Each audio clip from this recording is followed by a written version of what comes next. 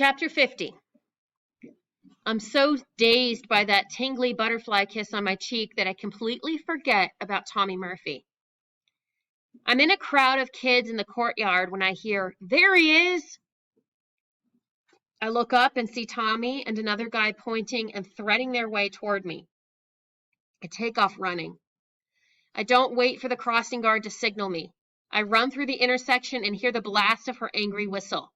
I don't look back. I just run like my butt's on fire. By the time I jam my key into the lock on her front door, my lungs burn and I feel like I'm going to vomit. I drop my backpack, let out a big breath, and head toward the kitchen. David? I turn. Dad, Bubby, and Lindsay are in the living room, and so is some man I don't recognize. My heart hammers. Did something happen to Mom? I walk in, and the man, his brown beard neatly trimmed, smiles at me. Do I know you? David, Dad says again. This is Mr. Levine. He's a reporter from the Philadelphia Inquirer, and he's here to interview you. Me? I touch my chest. I'm still breathing hard and wondering what Tommy and that other kid had planned to do if they caught me. Well, David, Mr. Levine says, extending his hand, you've become quite an internet sensation, you and Hammy. My hand's sweaty, but I shake anyway. Thank you. Lindsay comes over and shoves her shoulder into mine.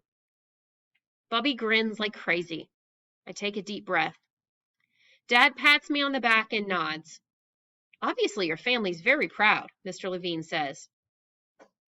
I think that Mom isn't here and she would like this, but then I look at Dad. He's beaming, and Bubby and Lindsay, and I feel really good, even without Mom.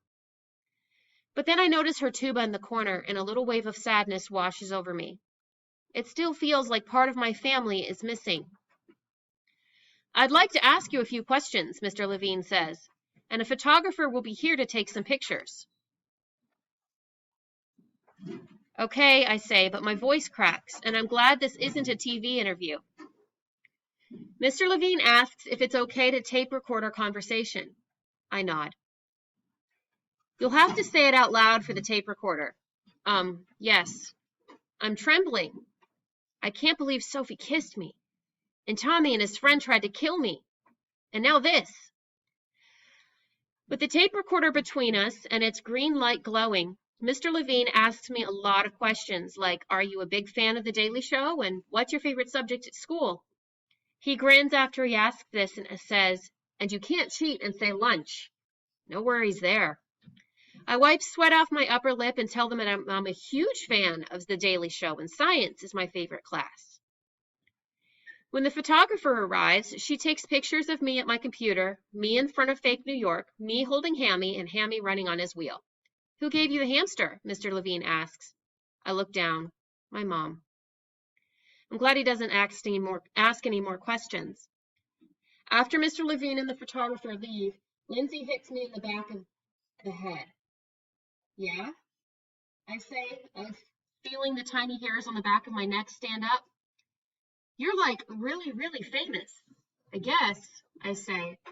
And when this article comes out, more people will be watching the daily acne forecast. I'm sorry, Linz. Dad touches Lindsay's arms. You okay with this? Lindsay nods and tussles my hair. Bubby hugs me so tightly I suffocate for a little while. She puts my cheeks between her warm palms. Bubbala, the Philadelphia Inquirer. Wait till Aunt Sherry hears about this. Dad leans over and whispers, you know, David, your mom would be so proud. I take a deep, shaky breath. Yeah, maybe she'll... But I don't finish the sentence.